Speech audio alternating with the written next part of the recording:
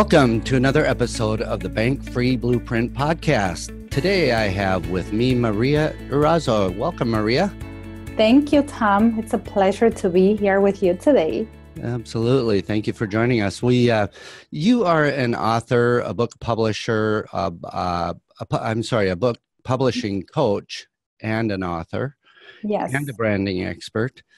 And not to mention that you just finished up a big conference, a big women's conference. You are in Michigan, right? I am. Yeah, and so you have a very full plate, and the one of the reasons I wanted to invite you, well, there are a couple of them. One is that you've been really helpful for me, coaching me along and nudging me along on my book efforts. So thank you very much for your pushing and your patience. So You're welcome. And I promise you, we will get it done someday. I'm sure we will, sooner than later. Yeah, right. And so I thought maybe it would be good if you could just share with us a little bit about your background, how you got to where you are today, what your vision is, your goals, and how that all ties in even with the branding and your expertise as a publishing coach and author and whatnot. So, of course. So everything, my journey as a business brand coach and the book as a book publishing coach started about 4 years ago when I decided to publish a book, an inspirational biography about the story of our family, and it was the way that I can explain it is that I had no desire to write a book. I had no idea how to even write a book. I was, just a, regular person working in a regular job, just trying to make a living. And I thought, well, I did not consider myself someone that had accomplished major successes in life and, professionally or and any of that, in that sort of, way. And I got a lot of people that every time I share my story with people that didn't know me, from when I was growing up, people would tell me, "Why don't you write a book? You have such an inspirational story." Mm-hmm. And I felt like, well, maybe there is a message. Maybe I should. But I did not. I had no confidence in my own strengths, and I felt unworthy of even publishing a book or even sharing my story because I had all these stories going through my head. Every time somebody will say that, I'll be like, but who am I to write a book? Who am I to even, what have I accomplished for me to even write a book? Why will people want to read my stories? Not like I have other people have better stories, etc. The same stories that go through every new author's mind. I can tell you what you just described is very familiar to me, so for sure. I believe that that's exactly why when I hear people like you telling me that, I'm like, I've been there. And I can walk people past that, through that, those stories because I've been there. And so I felt like, okay, maybe, after you hear it so much from people, you feel compelled to actually do it. And when I decided, okay, yes, I'm going to write a book about my story and I'm going to share. And, if I get to inspire one or two people with my story, and if writing this book brings healing to my mother and myself, maybe that will be good enough. So I started the journey, and I faced every obstacle possible that you can think of while writing that book. And the process of doing that, it cost me over $13,000. It cost me tears, many tears. It took a year and a half for me to get it done because it was a lot of, I had no clue. And it cost me a lot of stress with the person that helped me to get the book published. Not to get it published, but the one that helped me to edit and produce this book. It was just a nightmare. So we did not, and in pretty good terms, just, Mm-hmm. for many reasons. But when my book was actually published and I started receiving story after story of how people were was impacted with a story and how they relate to it and how much transformation brought to people's lives, I feel like, wow, I want to do this again. Wow. And I'm like, this is amazing, just for me to experience from a personal having the personal experience of how a book can impact and serve somebody else. Mm-hmm. It just motivated me. So I'm like, yes, but I don't want to go through all of this hassle that I went through. It wasn't so much the money, but it was just the just the stress. Yeah, it's a lot of weight, a lot of heaviness It was. when the confidence isn't Uh, 100% there. and more than that is when you don't have somebody who has your best interest, Mm-hmm. that is somebody who just is looking to make a name with your content. I don't believe in that. I mean, that's what got me so irritated. Like somebody wanting to use my mother's life and story for their advantage. Wow. That's where I was like, I don't want to go through that. So I started learning and on my own, and then going to different trainings and learning all about the book publishing and how does it work, and then how I could help other people do it. At the same time, I had been a business owner. I've been owning another company for almost 7 years, and I've been having a great success establishing and growing that business. So I was able to combine both of my passions. Uh-huh. Book publishing plus learning how to create a brand, how to position it, how to establish a business, how to grow it, how to identify your ideal client. And then I was able to bring those two passions, my personal experience and my passion. And then that's when I started. Then I opened up my company, Maria Razo Enterprises. And through this company, I coach people through their brand creation and launching, and also Mm-hmm. through their book publishing. But it all came from my own experience and knowing how to do it and how how to position a brand, grow a brand, and also a business, and then a book as well. Yeah. Okay. So your book, is there any part of that you can share without spoiling the plot or spoiling the story? It's a story about you and your family and Yes. your path, your some challenges and whatnot. And so, are you able to just give a little bit of a teaser on that? Of course. Well, the whole I guess central message of the story is struggling and facing adversity, and then overcoming adversity, and how to turn adversity into something positive. When I was 11 years old, well, I was born and raised in Mexico, and I'm the oldest of 7 children. And when I was 11 years old, my father, he used to immigrate to this country, to North America, and he will leave my mother and us, and back in Mexico. And he did that several times. He will come to this country, work, and then go back to Mexico. And but when I was 11, he came to this country for the last time, and then a year later he abandoned us. He stopped sending money and calling us. So my mother never worked out of the house. He wasted all the money that they had saved together. He left us in a city. I was born and raised in a farm. So when he brought us to the city, everything was unknown to us. So we were trying to adapt to the city, and then our only financial support abandons us. And then my mother is left with 7 children. Wow. From 11 until the youngest was a newborn, and not knowing what to do. So I started help my mom with the little that I could. I started selling gum on the streets of Mexico with my brother, who was 8 years old. And so it just became extremely just not challenging financially, emotionally, spiritually. I lost my identity. I didn't have confidence, self-confidence, healthy identity about myself.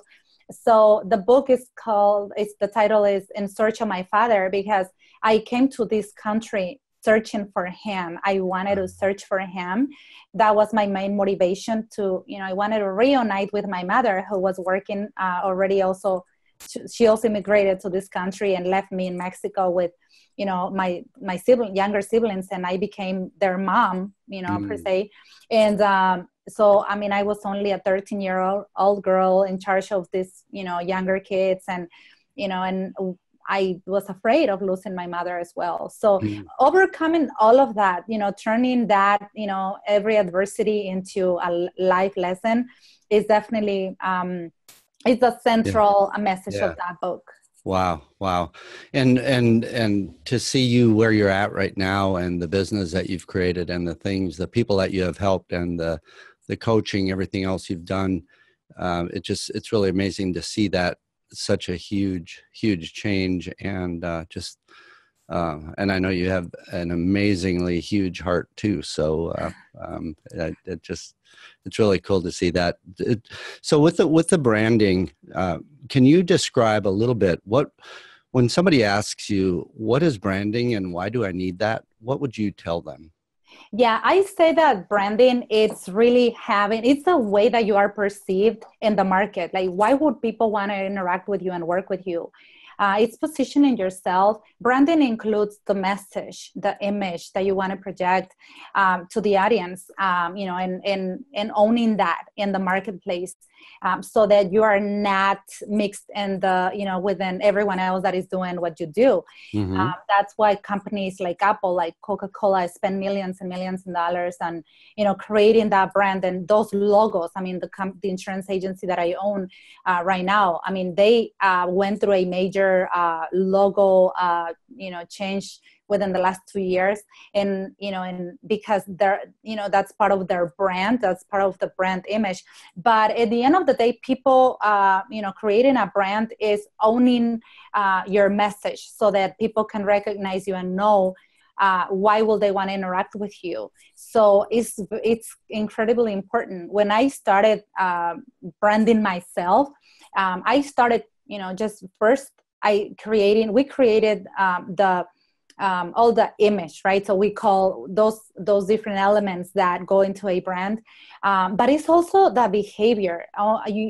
You are behaving in social media and interacting in a way that you want people to remember you, Mm-hmm. and in a way that you want people to to identify you as. So Okay. that's really the main, I guess that's the main reason why it is important for people to brand themselves, and for people to create a brand. Okay. So could you describe, so two things. One is, if you could maybe give an example of a brand, and what, if you were to describe someone's brand as either somebody that we're Yeah, familiar with or somebody that we're not. And then if we can kind of break it down into the priority of or the order that things get done, of course. just on a broad level.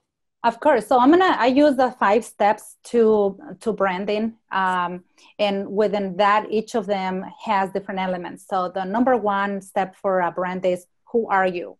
Mm-hmm. That's having total clarity on who are you, either you as a company, or you as an expert. Who are you? Mm-hmm.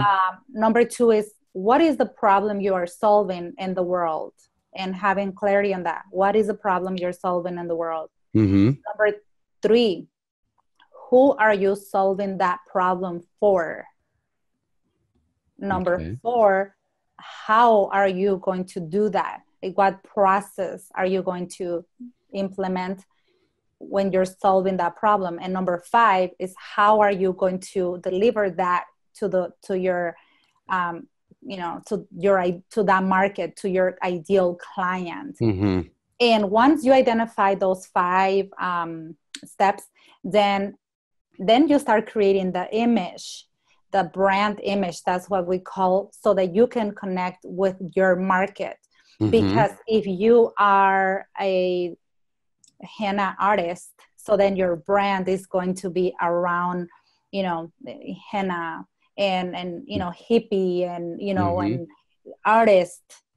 So imagine that a henna artist shows up to do henna in a business outfit, or has all Mm. business, her pictures, Right. or everything, and her content, and everything that she's using to promote in social media or everywhere. It's very business. Mm-hmm. It would not, like, there It's will be a kind of like a disconnection. Like, yeah. the people who are looking for that kind of services are looking for, they want to identify the service with the image, and Mm-hmm. to get that, it's creating the environment where people will feel like, wow, yes, I identify myself with that, with that brand. And looking at your pictures, almost like you don't have to tell people almost what you do, Mm-hmm. because within what you share, what you all the graphic design that you share in your social media or everywhere, it's almost like people can almost tell who are you and what you do by by the behavior of. And the Yeah, consistency. Mm-hmm. consistency is so important, because Mm-hmm. yes, that's so important. Like, if you don't have clarity on that brand, then it creates confusion in the marketplace. Mm-hmm. So the first one is who are you? The second one is what problem are you solving? The third Yes. one is who are you Yeah. solving it for? And the fourth one is how are you solving it?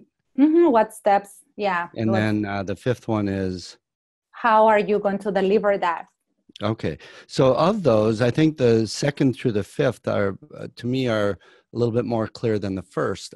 Although I've been through this exercise with you, and so I know it. Yes. I know it a little bit more. But the who are you? So I mean, I'm Tom, right? Right. So, but there's So more, right? yeah, it's going through your psychology. It's Mm-hmm. going through what, and that there is an exercise that I use with my clients, and some questions that I ask, that we go through, and I ask them to, it's questions that most people never really they never sit down to just answer and reflect on that. Yeah, they It's never come up. Mm-hmm. they never come up. And Mm-hmm. those go more on the lines of, what are you, what do you stand for in the world? What makes you cry? Like, what expertise you have? What degrees do you have? Is it what, so connecting your skills, your Mm-hmm. knowledge, your life experiences, and and your core passions, and then bringing them all together, because you might have a degree in construction, but Mm-hmm. your heart is leaning towards like empowerment or nonprofits. So Mm-hmm. then Mm-hmm. that's when bringing it all together, that's when you're able to make either how can you use the skills that you have to monetize them to serve an audience, and Yeah. also at the same time, so that you can create the resources to then serve the world, or in the areas that you have passion for. Mm. Yep. So you don't have to choose. So some people say, yes, but yes, I'm a an amazing, very extremely talented in cooking, but I really want to help the children, on who are children on the streets. And how can I do that? I'm like, either you make a lot of money selling, selling food because you are so talented, and then you use the money to then support organizations Mm-hmm. who are feeding the hungry children, or you just go and work for a nonprofit who is doing that. But there is this, people feel like they have to choose between being one or the other, and that's where that disconnection gets created, instead of choosing, who am I? And yes, I want to use, I want to use the tools that I have to create the means, the resources to then also support those causes that I have passion for. Yeah, yeah. One thing that I found out or found through the process, not only with myself, but I've been through a few different branding processes with a couple of the companies I'm involved with, and it actually becomes somewhat introspective, or it's a process that helps us learn more about ourselves as well. I mean, Oh, yes. because it's questions that we've never asked ourselves or we never get asked. Some of those questions really help us define in our own mind even who we are and what our path is and what our purpose is and our big why and all those good words. So Yeah. so it's an interesting process, and can be a growth process as well. So Yeah, definitely. It is it's extremely enlightening. mm-hmm. Yes. And so if a client comes to you, whether it's for, well, let's go with a book, and they have an idea of a book in mind, what is can you describe the process that you work with, or that a typical book coach might work with the client? If some of any of our listeners have the goal to someday write a book, what advice do you have for them, and what would Yeah, that look like? of course. Yeah, definitely. Some of the first questions that I ask them is why you want to write a book, Mm-hmm. and who is this book for? And almost the same questions that that go along the brand is not, except for the last two, but like why, what problem are you trying to solve with Mm-hmm. the message in your book? And then go from there. Like how is your book going to impact, inspire, or transform the readers? And what is the vision after the book? A lot of Mm-hmm. people just they say, well, I just want to write a book because I should write a book, and why not? But then it goes, then I take them deeper than that. What's after the book, or what are you going to do with the book once it's Mm-hmm. done? So really, the book is a tool, and that's what I tell people. The book is just a tool Mm-hmm.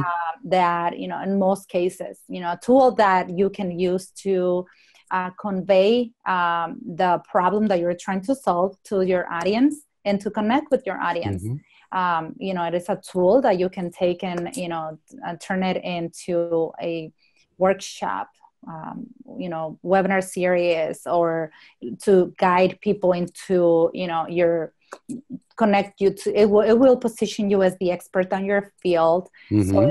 it will give you that celebrity status. So there are a lot of benefits by becoming an author, but I first want to know, we want to make sure that people have total clarity and to why they want to do it. Mm-hmm. Yeah, I remember going through the process myself. Initially, it started out as almost 100% because it was a personal goal of mine to write a book. Yes. I'd done a cross-country bicycle trip 15 years ago or something like that, and it was originally going to be about the trip, and Mm-hmm. it shifted into, well, maybe it can be a little bit about the trip, a little bit about business, and then it ended up being more about business, and it ended up being, yeah, business, but also my view on certain things. And one of Mm-hmm. my so it still remains to this day more than 50% because it was a personal goal of mine to get it done. And Yeah. so that still is a bigger portion of it, but it's Mm-hmm. also about the giving back. And Mm-hmm. really, I feel like I've got a lot of lessons that I've learned, and I've got a lot of things that I can share where it might help somebody else get to where they want to go quicker because they may have a clear path. And so I think Yeah. that vision, or the reason for it, can change, especially when it takes as long to do it as I've taken. But Yeah, I mean, because you are and a lot of people run into the same challenge that you are facing. It's because you are one extremely knowledgeable in what you do, and then you are so giving and you just want to give it all in one book. So Mm-hmm. that is I feel like that's the biggest challenge that I have been working with you on. And it's okay, you don't need to give everything, you just need to give enough for people to understand. Mm-hmm. Because you feel like, okay, oh, if I don't share this, you just want to give, right? And it's Mm-hmm. impossible to give it all in one book. Like, no, you can write, you can have 10 books and then Mm-hmm. break down everything else, that's fine. But the first one is, I feel like, is the most challenging book for new authors. Yeah. So that's the one. And then the other one is, you are so connected with yourself, with your information. So it's very difficult if you try to do it yourself. The success ratio is pretty low for Mm-hmm. authors who sit down and Mm-hmm. write books. There are a very few authors in the world Mm-hmm. that can actually sit down and just write Mm-hmm. or type their book and then just get it done themselves without a process or without coaching or help. Yeah. Yeah. No, Yeah. that's it's been a real learning experience for me too. And but I can tell you I will celebrate when it's done. So We will celebrate. I had two people promise me that they would read it. So that's That's good. awesome. So Yeah. I two love it. two down. You have two clients. That's Hey. or at least two readers. Exactly. I might have to give the book away, but that's no, I'm kidding. Oh, it's gonna be That's an good. amazing and very powerful book. I'm Yeah, excited. thank you. So you did a women's conference here. Just can you describe that conference that you just had? It was in September, right? Yeah, back in September. I Mm-hmm. have a passion for empowering, women, and especially in the Latino community. We come, especially immigrants. There we all face as immigrants. We face several challenges as immigrants, and then first generation and second generation. Many people don't realize how different the culture is between, being an immigrant, being a first generation immigrant, and then second generation immigrants. When people are second generation immigrants, they are more adapted to the American culture and blended. But especially immigrants and then first generation, we still have a lot of things that we get to work on. And there is a huge disconnection with our culturally. We're trying to adapt, we still miss our country, we want to go back, and then we feel like, yeah, but I have my family here. So all of that, we face all these different challenges. So I love empowering and working with women in that field. So I'm like, I have attended, I consider myself extremely blessed because I'm surrounded by mentors and people that have guided me through my personal growth. So I want to give back, just like you said, I want to give back. So I said, okay, what is the best, fastest way that I can help and give back and help women in the Latino community to give permission to themselves to be great and to live, to conquer their fears, to increase confidence. So I created this conference, and it's called Guerreras Sin Límites, so Limitless Warriors. Mm. And so I coach and worked with 11 women who share their stories and from stage the day of the conference, and they were the ones coaching a small group of other women. So my goal was to not just show up to a conference and then speak from stage and then what. I want to create a movement, and I want to create empowerment and leadership. So I did it. It was the first conference that I do it with this model, and it was a total success.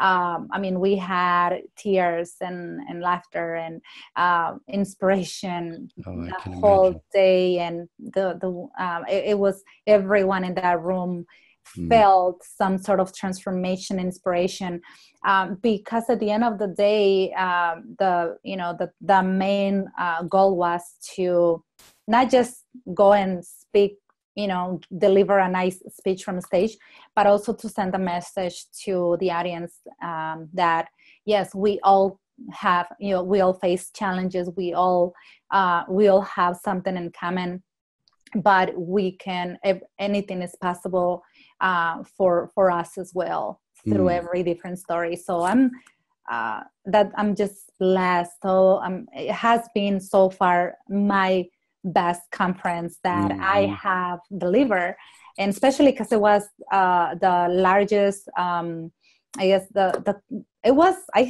think it was the first women empowerment conference in Spanish in Grand Rapids, the area where the city where I live. And, just come around that topic and around with that whole setup. So it was a total success. And we had over it was between 100 and 120 women in that room. So I'm just and you're training a handful of women to be able to go out and train more women and share more of what solutions they found, or what to create a vision, of course. To create a vision for their life, and to really take action and take leadership on their life. We don't have that. We struggle with that in the Latino community as women. Well, and I grew up in central Minnesota, so there weren't there wasn't a lot of cultural diversity, and so I can only imagine. I mean, I know that things have changed a lot since I was growing up, but I can only imagine what it's like to be almost dropped in another country. And I'm not saying that's necessarily happening to you, but there are people that go to a new country and get to learn a new language and get to learn all the new things that come with a new culture. That is a huge undertaking and a huge accomplishment once it's been done. And so I always admire people who can speak 2, 3, 4 languages. That in itself is pretty amazing. So so what let's see, do you have any particular book or resource or something that our audience might be able to get some really good value out of, like a certain book that you've read over the years that you think was really powerful, or maybe it's a website or a resource or something that you've found? Yes, of course. I mean, I think that my personal and professional development journey began with Rich Dad Poor Dad, Robert Kiyosaki. That book is one of the first books. Also, a book that I read every year in January for the last 6 years is Think and Grow Rich. I love Power versus Force. So that one deals more with the emotions. I love books on NLP, neuro-linguistic programming, because again, dealing with beliefs, if we don't change our mindset and our beliefs and our emotions, we won't be able to change our results. So books in that. And so your favorite NLP book, which one would that be? Leadership with NLP. Okay. There are several, authors that write on that that topic. But Robert Cialdini's is quite popular. The Power of Persuasion or Persuasion. The Power of Persuasion.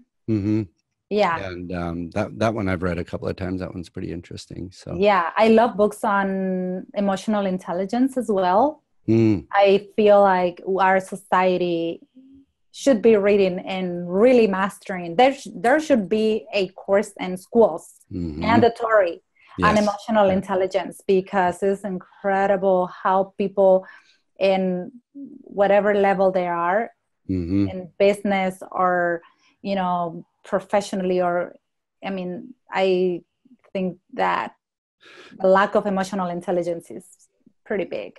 Yeah, yeah, and the world would be a different place Yes. if there was more focus, more attention paid to the emotional intelligence side of things. So, Yes.